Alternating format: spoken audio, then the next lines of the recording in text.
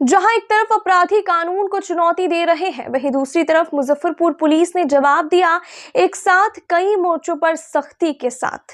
नमस्कार, आप देख रहे हैं MTN न्यूज और मैं हूं आपके साथ सानिया।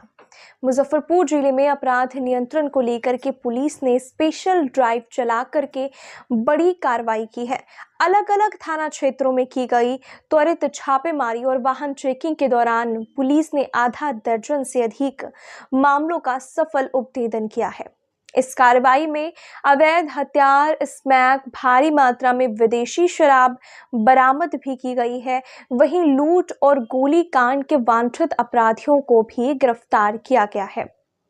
गुरुवार देर रात सिवाई पट्टी थाना क्षेत्र में वाहन चेकिंग के दौरान पुलिस ने अमन कुमार को गिरफ्तार किया। तलाशी में उसके पास से देसी कट्टा, एक गोली और करीब 34.5 ग्राम स्मैक बरामद हुआ। पुलिस के अनुसार अमन कुमार का आपराधिक इतिहास रहा है और जिले के कई थानों में उसके खिलाफ मामले भी दर्ज है।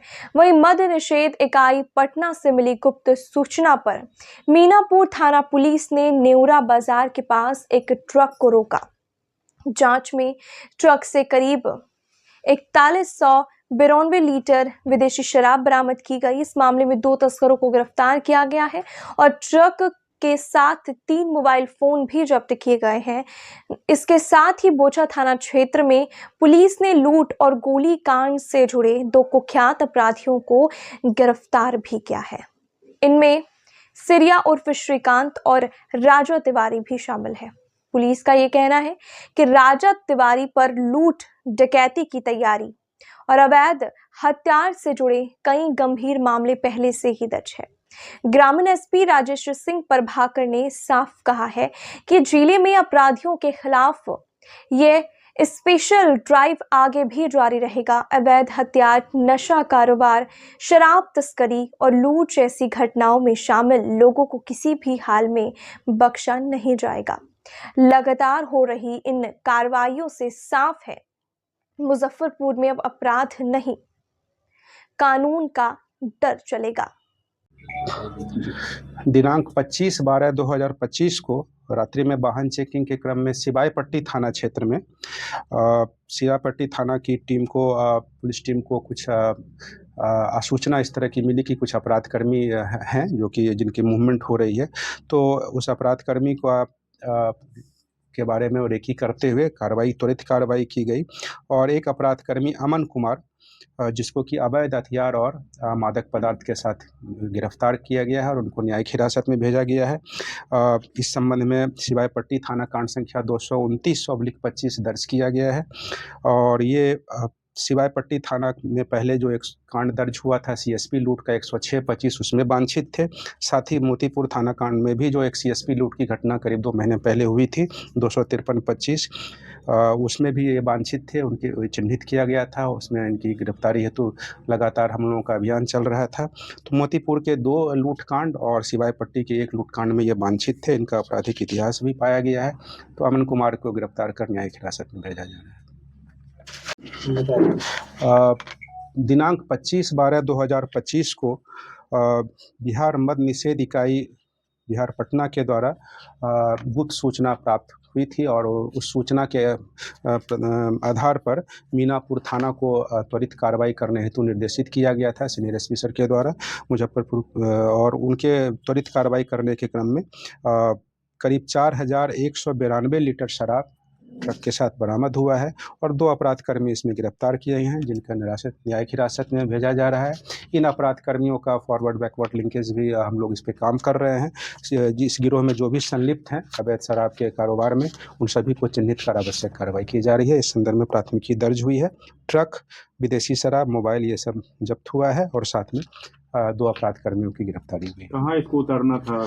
इसमें जो बात आई है वो बिहार में ही जैसा अभी तक प्रथम दृष्टया जो पूछताछ में आई है कि बिहार के में ही किसी एक ज़िले से दूसरे ज़िले ये लोग ले जाने की बात कर रहे थे, लेकिन ऑब्वियस है कि बिहार के बाहर से ये लोग कहीं से ला रहे थे और फिर यहाँ इस तरह का ये नए साल में खटाने की में भी एक संभावना हो सकती है। तो इस पर हम लोग काम कर रहे हैं कि पूरा फॉरवर्ड बैकवर्ड लिंकेज में सारे गिरोह के संलिप्त सदस्य इसमें चिन्हित अपराधकर्मी चिन्हित होंगे और उन पर कार्रवाई होगी। कहाँ के निर्मित शराब? सारा डिटेल्स हम लोग इस पर काम कर रहे हैं।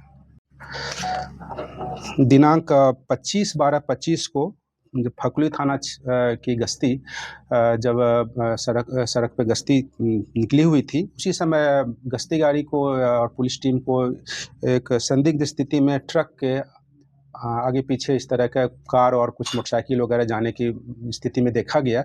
और संदिग्ध स्थिति में जब उनकी जांच की गई तो पाया गया कि ये कुछ अपराध कर्मियों के द्वारा उस ट्रक को कस्टडी में लेते हुए लूटपाट करते हुए वहां से ले जाया जा रहा है और ड्राइवर खलासी वगैरह को भी बंधक बना लिया गया है।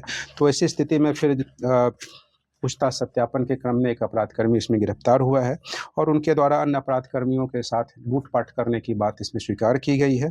उस अपराधकर्मी के साथ अवैध आग्नेयास्त्र भी पाए गए हैं। तो जो अवैध आग्नेयास्त्र पाया गया है फकुली थाना क्षेत्र में रोकते हुए जब उनको चेक करते हुए यह पाया गया, तो इस संदर्भ में फकुली थाना कांड संख्या 97/25 दर्ज कर अनुसंधान किया जा रहा है और गिरफ्तार अपराधकर्मी को न्यायिक हिरासत में भेजा जा रहा है। साथ ही मालवाहक ट्रक को भी बरामद किया गया है फकुली थाना के द्वारा और उस ट्रक को जिसमें काफ़ी माल भी है, कुछ मेडिसिन्स भी हैं और भी सामान हैं। तो ये जो मालवाहक ट्रक है इसके लूटपाट से संबंधित घटना क्योंकि जंदाहा वैशाली से ही शुरू हुई थी और वहीं पे घटना कारित हुई थी, तो जंदाहा थाना वैशाली को इसमें सूचित किया गया है और उसके आधार पर जंदाहा थाना वैशाली में कांड संख्या 548/25 दर्ज कर अनुसंधान किया जा रहा है। शेष अपराध कर्मियों को भी चिन्हित किया जा रहा है और उनकी गिरफ्तारी की जा रही है। कितने की संख्या में अपराधी जो जैसा कि प्रथम दृष्टया जो वहाँ पर घटनास्थल पर जब गश्ती में जांच की गई थी तो करीब 8-10 की संख्या में अपराधकर्मी थे। एक कार था और कुछ मोटरसाइकिल्स थे। थाना में एक सुबह बेलथी चौक के पास एक व्यक्ति के द्वारा उनके दुकान के पास गोली फायरिंग होने के बारे में घटना प्रतिवेदित किया गया है।